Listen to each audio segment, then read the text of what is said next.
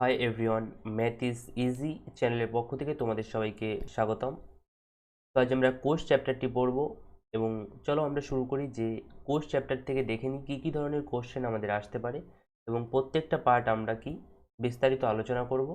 তাহলে চলো আমরা শুরু করি আমাদের আজকের টপিক। তো দেখো, কোষ এর টেকনিক্যাল নাম কি? কোষ বা সেল এর যে টেকনিক্যাল নাম সেটা কি? সেটা আমাদের সাইটো।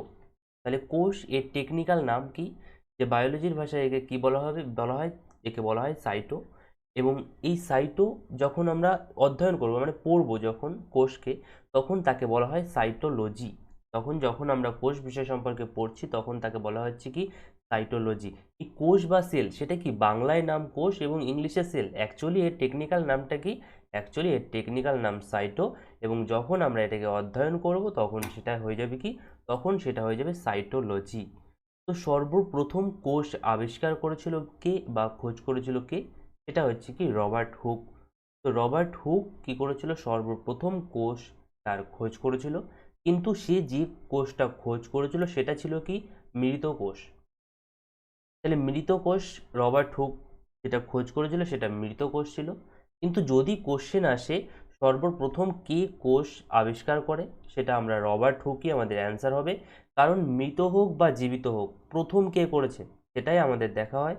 তো প্রথম কে করেছে? রবার্ট হুক করেছে সর্বপ্রথম। তাহলে যদি বলে কে আবিষ্কার করে তাহলে সেটা আমাদের অ্যান্সার হয়ে যাবে রবার্ট হুক। আর জীবিত কোষ সেটা প্রথম কে খোঁজ করেন? সেটা লিওয়েন হক। লিওয়েন হক কী করে জীবিত কোষ এর প্রথম খোঁজ করেন? লিওয়েন হক। এবার দেখি সবচেয়ে ছোট কোষ তার নাম কি? বারবার পরীক্ষায় আসে। তো সব থেকে ছোট কোষ সেটা কি হবে? মাইকোপ্লাজমা। মাইকোপ্লাজমা সেটা কি? সেটা আমাদের সব থেকে ছোট কোষ। সব থেকে ছোট কোষ আমাদের মাইকোপ্লাজমা। আর সব থেকে বড় কোষ সেটা কি? সেটা আমাদের উট পাখির ডিম। তো সব থেকে ছোট কোষ মাইকোপ্লাজমা, সব থেকে বড় কোষ উট পাখির ডিম। এবার যদি এটা মানব দেহে বলা হয় যে মানব দেহে সব থেকে ছোট কোষ কি, সেটা হবে শুক্রাণু। মানব দেহের সব থেকে ছোট কোষ শুক্রাণু। এবং মানব দেহের সব থেকে বড় কোষ, মানব দেহের সব থেকে বড় কোষ হয়ে যাবে ডিম্বাণু। এবার এখান থেকে আর একটা কোশ্চেন আসে, আমরা ছোট দেখেছি বড় দেখেছি, আর একটা আছে দৈর্ঘ্যের দিক থেকে সব থেকে বড় কোনটা? দৈর্ঘ্যের দিক থেকে বড় সেটা কি? দৈর্ঘ্যের দিক থেকে নিউরন কোষ বা স্নায়ু কোষ যেটা, সেটা আমাদের সব থেকে বড়। নিউরন কোষটা আমাদের সব থেকে বড়। আর এই যে যে নিউরন কোষ, এই নিউরন কোষটা কি হয়? নিউরন কোষ আমাদের বিভাজিত হয় না, মানে আমাদের স্নায়ু কোষ যেগুলো সেগুলো আমাদের বিভাজন হয় না। তো নিউরন কোষ আমাদের বিভাজন হয় না। আমাদের প্রশ্ন আসতে পারে যে আমাদের কোন কোষ বিভাজন হয় না? তো আমাদের অ্যান্সার হয়ে যাবে নিউরন কোষ বা স্নায়ু কোষ আমাদের বিভাজিত হয় না। এখান থেকে আরেকটা কোশ্চেন হতে পারে কি সব থেকে বেশি বিভাজিত হয় কোন কোষ? আমাদের অ্যান্সার হয়ে যাবে কি লিভারের যে কোষ, লিভার, ওখানকার কোষ আমাদের কি সব থেকে বেশি বিভাজিত হয়। তাহলে সব থেকে কম বিভাজিত হয় কি? আমাদের নিউরন বা স্নায়ু কোষ। আর সব থেকে বেশি বিভাজিত হয় কি? লিভার। লিভারের কোষ আমাদের কি সব থেকে বেশি বিভাজিত হয়। এবার দেখো আমরা আসল টপিক শুরু করি, যে আমাদের কোষ বিষয় সম্পর্কে আসল যে টপিকটা সেটা শুরু করছি। দেখো, যে ইট, এই ইট দিয়ে যদি আমরা একটা সারিবদ্ধভাবে সাজাই তাহলেই কি একটা দেওয়াল তৈরি হয়। যেমন আমাদের ঘরবাড়ি তৈরি করতে গেলে ইট বালি সিমেন্ট দিয়ে আমরা নির্দিষ্ট একটা দেওয়াল তৈরি করি। এবার দুটো তিনটে দেওয়াল মিলে আমাদের কি করি? দুটো তিনটে দেওয়াল মিলে আমরা কি একটা ঘর তৈরি করি।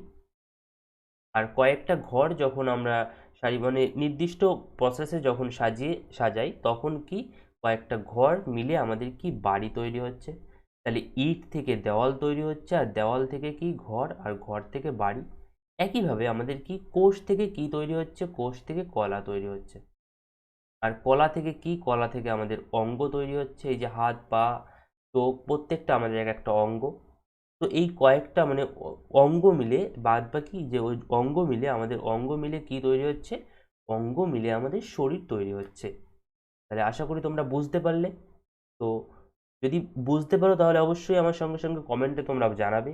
এবং চলো আমরা তার পরেরটা পার্ট দেখে নিই। এবার দেখো সব থেকে কোষের বাইরের যে এই পার্টটা থেকে সেটা হচ্ছে কোষ পর্দা। এই কোষ পর্দার মধ্যে আমাদের বাদবাকি কোষের মধ্যে সমস্ত জিনিস আমাদের কি কোষ পর্দার মধ্যে থাকে। যেমন নিউক্লিয়াস হয়ে গেল, গলগি বডি হয়ে গেল, রাইবোজোম হয়ে গেল, তারপরে মাইটোকন্ড্রিয়া। তো প্রত্যেকটা জিনিস আমাদের কি এই যে কোষ পর্দা এর মধ্যে থাকে। তো এই কোষ পর্দা কি দিয়ে তৈরি? এই কোষ পর্দা আমাদের লাইপ্রোপ্রোটিন দিয়ে আমাদের কোষ পর্দা তৈরি হয়। কি দিয়ে? লাইপ্রোপ্রোটিন দিয়ে। এবং এই যে কোষ মানে পর্দা, সেটা কি আমাদের উদ্ভিদ কোষ, প্রাণী কোষ, সমস্ত কোষেই কোষ পর্দা আমরা দেখতে পাই। তো আমাদের সমস্ত কোষেই কি কোষ পর্দা থাকে। সমস্ত কোষেই কি আমাদের কোষ পর্দা থাকে। এটা যে বোঝার জন্য তোমরা আর একটা কনসেপ্ট মনে রাখবে। সিম্পল একটা গল্প মনে বলি, যে ধরো কেউ বাজার করতে গিয়েছো, আলু, পটল, পেঁয়াজ, লঙ্কা কিনেছো। কেনার পরে তোমাদের কি বাজার থেকে একটা ব্যাগ দেবে বা একটা পলিথিন দেয়, দোকান থেকে একটা পলিথিন দিয়ে দেয়। তো এই যে পলিথিনের যে কাজটা, সেটা কে করছে? সেটা আমাদের কি কোষ পর্দা করছে। কিন্তু সেম কনসেপ্ট, যদি তোমরা কম পরিমাণ জিনিস কেনো তাহলে কি একটা পলিথিন দেবে।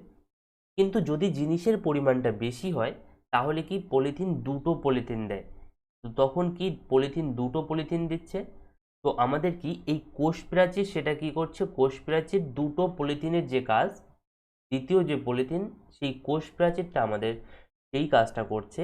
মানে যখন যে সমস্ত বড় কোষ, যেমন উদ্ভিদ কোষের আমাদের কি এই কোষ প্রাচীর পাওয়া যায়, তো সেটা কি এই যে ডবল যে পলিথিন, সেটার আমাদের কাজ করছে কে?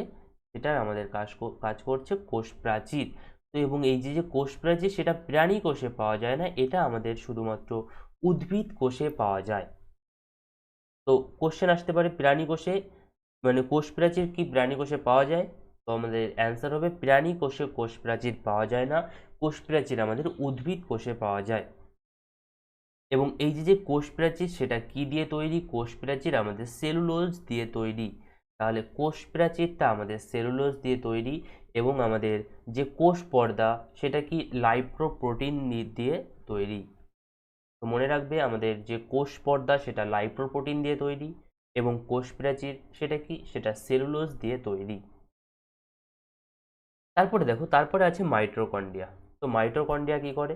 আমাদের দেখো এই যে শ্বাসকার্য করছি, মানে শ্বাস নিচ্ছি, এবার যে এই যে গ্লুকোজ, মানে সরি অক্সিজেন, সেটা কি রক্তের হিমোগ্লোবিন এই অক্সিজেনটা নিয়ে আমাদের মাইটোকন্ড্রিয়ায় দিয়ে দিচ্ছে।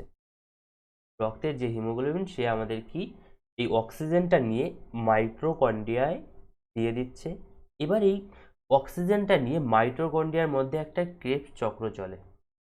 এবার এই যে ক্রেবস চক্র চলছে, এই ক্রেবস চক্র চলার ফলে কি এটিপি তৈরি হচ্ছে।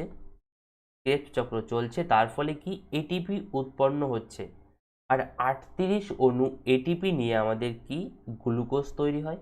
তো এখান থেকেও একটা কোশ্চেন আসে যে কত অণু এটিপি নিয়ে এক গ্লুকোজ তৈরি হয়। তো আমাদের অ্যান্সার হবে কি 38 এটিপি নিয়ে আমাদের এক গ্লুকোজ তৈরি হচ্ছে। আর এই যে গ্লুকোজ, এই গ্লুকোজ থেকেই আমরা কি শক্তি পাচ্ছি। আমরা যা কিছু করি না কেন শক্তির প্রয়োজন হয়। তো এই যে শক্তি, সেই শক্তিটা কে তৈরি করছে? সেই শক্তিটা আমাদের তৈরি করছে মাইটোকন্ড্রিয়া। তাহলে আমরা যে শক্তি পাচ্ছি সেটা কোথা থেকে আসছে? সেটা আমাদের মাইটোকন্ড্রিয়া থেকে আসছে। এবার দেখো, আমাদের কি শক্তি সব জায়গায় প্রয়োজন হয়? যখন তুমি কথা বলছো, ধরো একটা জায়গায় বসে তুমি কথা বলছো, যেমন ধরো আমি তোমাদের পড়াচ্ছি, তাহলে নিশ্চয়ই আমি যখন কথা বলছি আমার কি জিভের শক্তিটা বেশি প্রয়োজন হবে। এই জিভে শক্তিটা বেশি প্রয়োজন হবে। কিন্তু দেখো আমি এখন বসে আছি, তাহলে আমাদের পা যে এত বড় একটা পা আছে, তাহলে পায়ে কোষের সংখ্যাও আমাদের প্রচুর বেশি। তাহলে মাইটোকন্ড্রিয়া তো প্রত্যেকটা কোষেই আছে। মাইটোকন্ড্রিয়া প্রত্যেকটা কোষে যেহেতু আছে, তাহলে শক্তি কি আমাদের সারা দেহে তৈরি হচ্ছে। শক্তি আমাদের সারা দেহে তৈরি হচ্ছে। কিন্তু আমাদের সারা দেহে কি শক্তিটার প্রয়োজন হচ্ছে? যখন যে কাজটা করছো তখন শক্তিটা সেখানে প্রয়োজন হয়, বাদবাকি জায়গায় তো শক্তি প্রয়োজন হচ্ছে না। কিন্তু অ্যাকচুয়ালি শক্তি তো সমস্ত জায়গায় তৈরি হচ্ছে। তাহলে এবার দেখো, আমি কথা বলছি, তাহলে এই জীবের শক্তি যদি শেষ হয়ে যায় তখন আমরা কি করে কথা বলবো? তো এরকম হয় না। আমাদের বাদবাকি শরীরে যে শক্তি আছে সেটা আমাদের কি কেউ একজন এনে আমাদের কি জিভে দিয়ে দেয়। তো এই যে কাজটা সেটা কে করছে? সেটা আমাদের করছে গলগি বডি। তাহলে গলগি বডি কি করছে? শক্তি এক জায়গা থেকে অন্য জায়গায় নিয়ে যাচ্ছে, তো এই যে পরিবহনের কাজ, এই পরিবহনের কাজটা কে করছে? গলগি বডি এটা করছে আমাদের পরিবহনের কাজ। আর এই যে ভ্যাকুয়ালটা কি? আমাদের শরীরে কি কি হয়? 65% জল থাকে, 65% জল থাকে। তার মানে আমাদের যা ওয়েট হবে তার 65% জল। এবার তোমরা হয়তো অনেকে ভাবছো এত জল কোথায় থাকে? এত জল তো আমাদের লিভারে থাকতে পারে না। সেখানে আমাদের কি 1 থেকে 2 লিটার জল থাকে, কিন্তু বাদ বাকি যে জল সেটা কি আমাদের এই কোষের মধ্যে থাকে। এই যে কোষের মধ্যে থাকে, এবং কোষের কোথায় থাকে? এই ভ্যাকুয়ালের মধ্যে আমাদের জলটা থাকে। তাহলে ভ্যাকুয়ালের কাজ কি? জল সংরক্ষণ করা। এবার যাদের কোষ বড় তাদের কি জলের পরিমাণটা বেশি থাকবে, এবং যাদের কোষটা ছোট তাদের জলের পরিমাণটা কম থাকবে। যেমন আমাদের কি কোষগুলো ছোট, এই কারণে আমাদের কি জলের পরিমাণ কম থাকবে। এবার যেটা সেম ধরো উদ্ভিদ কোষে কি ওদের কোষটা অনেক বড়, তাই ওখানে কি জলের পরিমাণটা বেশি থাকবে। তারপরে দেখো সেন্ট্রোজোম। তো সেন্ট্রোজোম এটা কে আমাদের খোঁজ করেছিল? তো সেন্ট্রোজোম খোঁজ করেছিল ডি ব্রোভরি। এটা আমাদের সেন্ট্রোজোমের খোঁজ করেছিল। তো সেন্ট্রোজোমের কাজ কি? সেন্ট্রোজোমের কাজ হচ্ছে কোষ বিভাজন করা। সেন্ট্রোজোমের কাজ হচ্ছে কোষ বিভাজন করা। এবার বিভাজন বলতে কি? যে একটা কোষ থেকে আর একটা কোষ তৈরি করা। যে একটা কোষকে দুটো খণ্ডে বিভক্ত করা তা না। এই যে অনেকে ভাবছো বিভাজন মানে এরকম দুটো খণ্ড তৈরি হয়ে যাবে, এরকম তা না। যে বিভাজন মানে আমাদের কি দুটো কি সেম কোষ তৈরি করবে, দুটোই কি সেম কোষ তৈরি করবে। তো সেন্ট্রোজোম এর কাজ কি? সেন্ট্রোজোমের কাজ আমাদের কোষ তৈরি করা বা কোষ বিভাজন করা। তারপরে আছে কি দেখো এন্ডোপ্লাজমিক রেটিকুলাম। তো এন্ডোপ্লাজমিক রেটিকুলাম এটা আমাদের দু প্রকারের হয়, একটা রাফ আর একটা কি আর একটা স্মুথ। তো এন্ডোপ্লাজমিক রেটিকুলামকে আর দিয়েও চিহ্নিত করা হয়। তো একটা পার্ট কি এন্ডোপ্লাজমিক রেটিকুলাম, সেটা কি হয় দুটো টাইপের হয়। তো একটা হচ্ছে রাফ আর একটা স্মুথ। তো এরকম এন্ডোপ্লাজমিক রেটিকুলাম থাকে। তো একটা রাফ হয় আর একটা স্মুথ। তো যেটা রাফ পার্টটা কি করে? রাফ পার্টটা প্রোটিন উৎপন্ন করে। এই যে রাফ পার্ট, এই রাফ পার্টটা কি করছে? প্রোটিন উৎপন্ন করছে।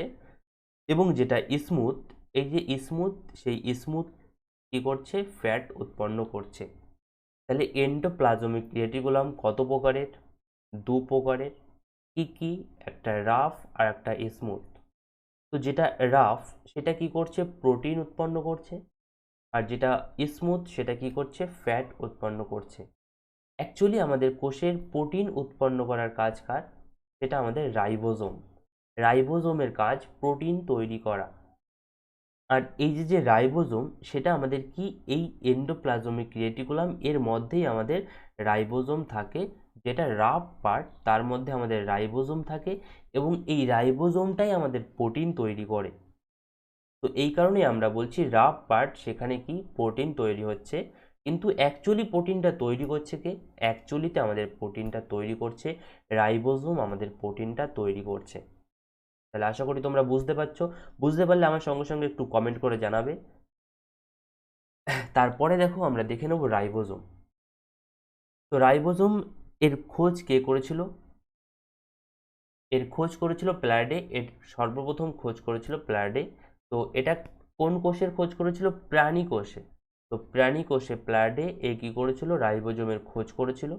আর উদ্ভিদ কোষে দেখো খোঁজ করেছিল কি? রবিনসন এবং ব্রাউন, এই দুই বিজ্ঞানী কি করেছিল? উদ্ভিদ কোষে রাইবোজোম তার খোঁজ করেছিল। এবার এ কি করছে? একে বলা হয় প্রোটিন ফ্যাক্টরি। এবং প্রোটিন ফ্যাক্টরি কেন বলা হয়? প্রোটিন ফ্যাক্টরি এই কারণেই বলা হয়, রাইবোজোম আমাদের প্রোটিন তৈরি করছে। আমি এইমাত্র তোমাদের বললাম রাইবোজোম কি করছে? আমাদের প্রোটিন তৈরি করছে। তাই রাইবোজোমকে কি বলা হয়? Protein factory. আর এই রাইবোজোম কত প্রকারের হয়? তো এটা বিভিন্ন প্রকারের হয়, একটা 70S, একটা 80S। এই এসটা কি? সেডিমেগনেটেশন কোফিশিয়েন্ট। সেডিমেগনেটেশন কোফিশিয়েন্ট। তো এই 70S আর 80S এটা কি, এটা দেখো যে যাদের কোষটা বড়, রাইবোজোমটা বড়, সেটা কি, সেটা 80S হয়, এবং আর একটা কি 70S। এবার এটা নয় যে যাদের কোষ বড় তাদের রাইবোজোম বড় হবে, সেটা কিন্তু নয়। এটা এক ধরনের একটা তরল পদার্থ থাকে, সেই তরল পদার্থের মধ্যে তুমি যদি দুটো কোষের রাইবোজোমকে তার মধ্যে দাও, তাহলে যেটা যেটা আগে নিচে নিমজ্জিত হবে সেটা কি, সেটা আমাদের বড়, এবং আর যেটা দেরিতে নিমজ্জিত হবে সেটা কি, সেটা আমাদের কি, ছোট হবে। তাহলে এই যে 80S এটা কি, এটা আমাদের প্রোক্যারিওটিক কোষে পাওয়া যায়, সরি প্রোক্যারিওটিক না, এটা আমাদের ইউক্যারিওটিক কোষে পাওয়া যায়। আর 70S এটা আমাদের প্রোক্যারিওটিক কোষে পাওয়া যায়। তো প্রোক্যারিওটিক কোষ কোনগুলো, যেটা আমাদের উদ্ভিদ কোষ বা আমাদের ব্যাকটেরিয়া, এই সমস্ত যত কোষ আছে সেটা প্রোক্যারিওটিক কোষের মধ্যে পড়ে। আর একটা যেটা ইউক্যারিওটিক কোষ, সেটা কি, সেটা আমাদের এই যে মানব দেহের আমাদের মধ্যে যে সমস্ত কোষ, সেটা ইউক্যারিওটিক কোষ। এবং আমাদের যে কোষে কি প্রকারের রাইবোজোম থাকে, সেটা থাকে 80S। এই 80Sটা থাকে আমাদের দেহে, 80S প্রকৃতির রাইবোজোম থাকে। তো রাইবোজোম তোমরা আশা করি বুঝতে পেরেছো। তারপরেরটা দেখো নিউক্লিয়াস। তো নিউক্লিয়াস আমাদের কোষের মধ্যে সবথেকে মেইন কাজ কার, নিউক্লিয়াস। এই নিউক্লিয়াস কি, প্রত্যেককে আমাদের কন্ট্রোল করে। এই নিউক্লিয়াস এর কাজ কি, এ প্রত্যেককে কন্ট্রোল করে রাখবে, যে কে কি করছে, কে ঠিকঠাক কাজ করছে কি না, এ কি করবে, নিউক্লিয়াস কন্ট্রোল করে রাখবে। যেমন ধরো আমাদের একটা ফ্যামিলিতে কি হয়, ফ্যামিলিতে একটা গার্জেন থাকে, সেই গার্জেন বাদবাকি সবাইকে যেমন কন্ট্রোল করে রাখে, আমাদের নিউক্লিয়াসটা কি, নিউক্লিয়াসটাও আমাদের তাই, যে কোষের মধ্যে যে সমস্ত জিনিস আছে, রাইবোজোম আছে, মাইটোকন্ড্রিয়া আছে, গলগি বডি আছে, ভ্যাকুয়াল আছে, তো প্রত্যেককে কি করছে, প্রত্যেককে আমাদের কি, নিউক্লিয়াস কি করছে, কন্ট্রোল করে রাখছে। তো নিউক্লিয়াস আমাদের প্রত্যেককে কন্ট্রোল করে রাখছে কি, নিউক্লিয়াস। আর এই নিউক্লিয়াসের মধ্যে 80% কি থাকে, 80% প্রোটিন থাকে, আর কি 10% ডিএনএ থাকে। আর এই নিউক্লিয়াসের মধ্যে যে ডিএনএটা থাকে, ডিএনএ আরএনএ থাকে, সেটা কার মধ্যে থাকে, ক্রোমোজোমের মধ্যে থাকে। এই নিউক্লিয়াসের মধ্যেই আমাদের কি পাওয়া যায়, ক্রোমোজোম পাওয়া যায়। আর এই ক্রোমোজোমের মধ্যেই আমাদের ডিএনএ আরএনএ থাকে। নিউক্লিয়াসের খোঁজ করেছিল কে, রবার্ট ব্রাউন। এখানেই কিন্তু কোশ্চেনটা কিন্তু অনেকের গুলিয়ে যায়, যে কোষের খোঁজ করেছিল কে, সর্বপ্রথম কোষের খোঁজ করেছিল রবার্ট হুক। রবার্ট হুক করেছিল কোষের খোঁজ। আর নিউক্লিয়াস কে করেছিল, নিউক্লিয়াস করেছিল রবার্ট ব্রাউন। তো এই কোশ্চেনটা তোমাদের যাতে না গুলায় তার জন্য একটা লজিক আছে। দেখো লিচুর মধ্যে যে আটিটা থাকে সেটা কি, তা ব্রাউন কালার থাকে। মানে আটিটা কোথায় থাকে, বাইরে তো থাকে না, ভেতরে থাকে। আর নিউক্লিয়াসটা কি থাকে, নিউক্লিয়াসটাও আমাদের ভেতরে থাকে। তো এই লিচু থেকেই তোমরা মনে রাখবে যে নিউক্লিয়াসের আবিষ্কার যদি বলে তাহলে কি হবে, লিচুর আটিটা কি কালার হয়, ব্রাউন কালারের। সেখান থেকেই মনে রাখবে রবার্ট ব্রাউন হবে নিউক্লিয়াস, আর রবার্ট হুক হবে কি, আমাদের কোষ। এই নিউক্লিয়াসকে আমাদের কি বলা হয়, ব্রেন অফ সেল। তো ব্রেন অফ সেল কাকে বলা হবে, নিউক্লিয়াসকে। এবং একেই আমাদের বলা হয় কন্ট্রোলার, কারণ এ সবাইকে কন্ট্রোল করে রাখছে, এই কারণে নিউক্লিয়াসকে বলা হচ্ছে কি, কন্ট্রোলার। তো এবার দেখো নিউক্লিয়াস কি করছে, কন্ট্রোল করছে। এবার কন্ট্রোল করছে, এবার দেখো ধরো কেউ একজন কাজ করছে না, ধরো একটা কোষের মধ্যে মাইটোকন্ড্রিয়া আমাদের কি, শক্তি উৎপন্ন করছে না। নিউক্লিয়াস তো সেটা দেখলো যে মাইটোকন্ড্রিয়া শক্তি উৎপন্ন করছে না। এবার মাইটোকন্ড্রিয়া যেহেতু শক্তি উৎপন্ন করছে না, মানে মাইটোকন্ড্রিয়াকে শাস্তি দেওয়া উচিত। ও যেহেতু ওর কাজ করছে না, তাহলে কি ওকে শাস্তি দেওয়া উচিত। এই শাস্তিটা কে দেবে, এই শাস্তি দেবে আমাদের লাইসোজোম। তাহলে যে শাস্তি দেবে সেই শাস্তিটা কে দিচ্ছে, লাইসোজোম দিচ্ছে। কি করে দিচ্ছে, যে মাইটোকন্ড্রিয়া কাজ করছে না, তো এই লাইসোজোমের মধ্যে, আচ্ছা তার আগে দেখি যে লাইসোজোম এর খোঁজ করে কে। তো এর খোঁজ করে ডি ডুবে এর খোঁজ করে। লাইসোজোমের যদি বলে লাইসোজোম কে খোঁজ করে, তো আমাদের অ্যান্সার হয়ে যাবে ডি ডুবে। ডি ডুবে লাইসোজোম খোঁজ করেছিল। এবার যেটা বলছি যে মাইটোকন্ড্রিয়া কাজ করছে না, মাইটোকন্ড্রিয়া কি শক্তি উৎপন্ন করছে না, তাই কি নিউক্লিয়াস এবার কি করছে, নিউক্লিয়াস দেখলো মাইটোকন্ড্রিয়া শক্তি উৎপন্ন করছে না, এবার নিউক্লিয়াস কি করছে, লাইসোজোমকে বলল মাইটোকন্ড্রিয়া শক্তি উৎপন্ন করছে না। এবার এই লাইসোজোমের মধ্যে কি হাইড্রোলাইটিক এনজাইম থাকে, হাইড্রোলাইটিক এনজাইম থাকে। এই হাইড্রোলাইটিক এনজাইমটা কি করে, এই হাইড্রোলাইটিক এনজাইমটা মাইটোকন্ড্রিয়ার উপর ফেলে দেয়। লাইসোজোম কি করে, মাইটোকন্ড্রিয়ার উপরে এই হাইড্রোলাইটিক এনজাইম ফেলে, যার ফলে কি মাইটোকন্ড্রিয়া কি নষ্ট হয়ে যায়, মানে মাইটোকন্ড্রিয়া পচে যায়। ওকে, ও যেহেতু কাজ করছে না, মানে ও কাজ কখন করে না, কেউ সাধারণত কাজ কখন করে না, কেউ ধরো মরে গেলে কাজ করে না। তো মনে করো মাইটোকন্ড্রিয়া কাজ করছে না মানেই মাইটোকন্ড্রিয়া মারা গেছে। তো মাইটোকন্ড্রিয়া যেহেতু মারা গেছে তাহলে ওকে তো কোষের মধ্যে রাখা যাবে না, কোষের মধ্যে থাকলে তো কোষটাই তো নষ্ট হয়ে যাবে। তো এই যে কোষ থেকে যে ওকে সাফাই করতে হবে, এটার কাজই কে করছে, লাইসোজোম করছে। লাইসোজোম এই মাইটোকন্ড্রিয়া যেহেতু ও কাজ করছে না, ওকে কোষের বাইরে ফেলে দিচ্ছে। তো কিসের সাহায্যে, হাইড্রোলাইটিক এনজাইম এর সাহায্যে কি করছে, মাইটোকন্ড্রিয়াকে ও নষ্ট করে দিচ্ছে। এবার ধরো কখনো কখনো কি হয়, কোষের প্রত্যেকটা অঙ্গ, কখনো কখনো আমাদের কোষের প্রত্যেকটা অঙ্গ কাজ করা বন্ধ করে দেয়। তো প্রত্যেকটা অঙ্গ আমাদের কি কাজ করা যখন বন্ধ করে দেবে, গলগি বডি, ভ্যাকুয়াল, লাইসোজোম আরও বাদবাকি ইত্যাদি অনেক কিছু থাকে।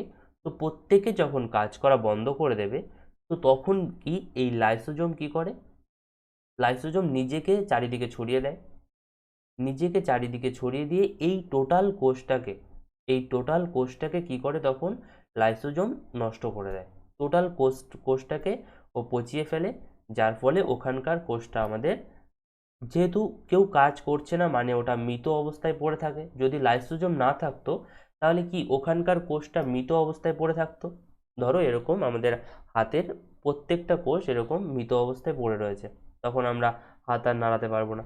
তো এই লাইসোজোম কি করছে, লাইসোজোম আমাদের ওখানকার কোষকে কি করছে, ওই যে কোষটা কাজ করছে না এই কোষের মধ্যে নিজেকে চারিদিকে ছড়িয়ে দিচ্ছে, আর এই হাইড্রোলাইটিক এনজাইম যার ফলে কি হচ্ছে, ওই কোষটা ওখান থেকে পুরোপুরি ভ্যানিশ হয়ে যাচ্ছে। তো এই কারণেই লাইসোজোমকে কি বলা হয়, সুইসাইড ব্যাগ। তো লাইসোজোমকে কি বলা হয়, লাইসোজোমকে বলা হয় সুইসাইড ব্যাগ। তাহলে আমরা লাইসোজোমকে কি বলবো, সুইসাইড ব্যাগ। যদি বলা হয় সুইসাইড ব্যাগ কাকে বলা হয়, তো আমাদের লাইসোজোম হয়ে যাবে কি সুইসাইড ব্যাগ। এবার দেখো যে আরবিসি, যে রক্তের যে আরবিসি এর মধ্যে আমাদের লাইসোজোম থাকে না। তো কোশ্চেন আসতে পারে কোন কোষে লাইসোজোম থাকে না। তো আমাদের আরবিসি, এই আরবিসি এর মধ্যে আমাদের লাইসোজোম থাকে না। কিন্তু দেখো লাইসোজোম না থাকলে আমরা জানি আরবিসির আয়ু কত, 120 দিন। 120 দিন আমাদের কি আরবিসির আয়ু। তাহলে 120 দিন পরে তো সে আমাদের কি করবে, আরবিসি মারা যাবে। তাহলে মারা গিয়ে কি আমাদের সারা শরীরে থাকবে, সেই মৃত আরবিসি থাকবে না। আমাদের এই যে আরবিসি মারা যাচ্ছে সেটা কোথায় গিয়ে মারা যাবে, এটা আমাদের স্প্লিন, স্প্লিনে গিয়ে আমাদের এই আরবিসিটা মারা যাবে। এবং কোথায় গিয়ে, স্প্লিনে গিয়ে আমাদের আরবিসিটা মারা যাবে। তো আমাদের বলতে পারি যে আরবিসি কোথায় গিয়ে মারা যায়, সেটা আমাদের তখন অ্যান্সার হয়ে যাবে স্প্লিন। আর এবং এই স্প্লিনকেই আমাদের কি বলা হয়, ব্লাড ব্যাংক। স্প্লিনকে আমাদের ব্লাড ব্যাংক বলা হয়। তো এই সমস্ত কোশ্চেন যেগুলো আমি বলছি এটা আমাদের পিডিএফ লেখা নেই, এগুলো তোমরা একটু নোট ডাউন করে নেবে। তো আর বাদবাকি পিডিএফটা আমি তোমাদের আমাদের যে ফেসবুক গ্রুপ আছে সেখানে আমি প্রোভাইড করে দেবো। তো সেই ফেসবুক গ্রুপে জয়েন করার জন্য তোমরা অবশ্যই আমাদের ডেসক্রিপশানে লিঙ্ক দেওয়া থাকবে, সেখান থেকে ফেসবুক গ্রুপে জয়েন করে নেবে। তো দেখো এর পরের পার্টটা কি, এর পরের পার্টটা প্রোটোপ্লাজম। প্রোটোপ্লাজম, তো প্রোটোপ্লাজম কি, প্রোটোপ্লাজমের মধ্যে কি 80% কি থাকে, জল থাকে। যেমন দেখো আমাদের কোষের মধ্যে কি থাকে, কোষের মধ্যে আমাদের লাইসোজোম থাকে, নিউক্লিয়াস থাকে, মাইটোকন্ড্রিয়া থাকে, রাইবোজোম থাকে, গলগি বডি থাকে, ভ্যাকুয়াল থাকে, প্রত্যেকেই থাকে। এবার এই লাইসোজোম কি করে, লাইসোজোম যদি চারিদিকে ছড়িয়ে পড়ে, তাহলে কি, তাহলে আমাদের কি হয়, কোষটা নষ্ট হয়ে যায়। তাহলে এমন কিছু করতে হবে যে যার ফলে একজন আরেকজনের গায়ে আসতে না পারে, একজন আরেকজনের গায়ে আসতে না পারে। তার জন্য কি করা হয়, যেমন ধরো আমরা কোনো কিছু, ধরো ফ্লিপকার্ট বা অ্যামাজন থেকে যখন কোনো কিছু অর্ডার করি, তখন তার মধ্যে কি থাকে, বিভিন্ন সময় কাগজ ভরে দেয়, যার ফলে কি সেটা আমাদের প্যাকেজটা ড্যামেজ না হয়। তাহলে এই কোষটা যাতে নষ্ট না হয়, এই কারণে এর মধ্যে কি থাকে, এর মধ্যে জল থাকে, এর মধ্যে এক ধরনের পদার্থ দেওয়া থাকে, সেটাই কি, সেটাই আমাদের প্রোটোপ্লাজম। তো কোষের মধ্যে যেটা থাকে, কোষের নাম কি, আমরা প্রথমেই বলেছিলাম কোষের নাম সাইটো। তো কোষের মধ্যে যে পদার্থটা থাকে সেটাকে বলা হয় সাইটোপ্লাজম। কোষের মধ্যে যেটা থাকে সেটাকে বলা হয় সাইটোপ্লাজম। আর একইভাবে কি নিউক্লিয়াসের মধ্যে এক ধরনের পদার্থ থাকে, সেটাকে বলা হয় নিউক্লিওপ্লাজম। তাহলে কোষের মধ্যে যে পদার্থটা থাকে সেটাকে বলা হয় সাইটোপ্লাজম, এবং নিউক্লিয়াসের মধ্যে যে পদার্থটা থাকে সেটাকে বলা হয় আমাদের কি, নিউক্লিওপ্লাজম। তো আমাদের ফার্স্ট পার্টে আমরা এখানেই ক্লাসটা শেষ করছি, এবং পরবর্তী পার্টে আমরা বাদবাকি যে কনসেপ্টটা সেটা আমরা পরবর্তী পার্টে করব। তো পরবর্তী পার্টটাও দেখার জন্য আমাদের চ্যানেলটা অবশ্যই সাবস্ক্রাইব করে রাখো, এবং ভিডিওটা যদি ভালো লেগে থাকে তাহলে অবশ্যই তোমাদের বন্ধুদের কাছে শেয়ার করো।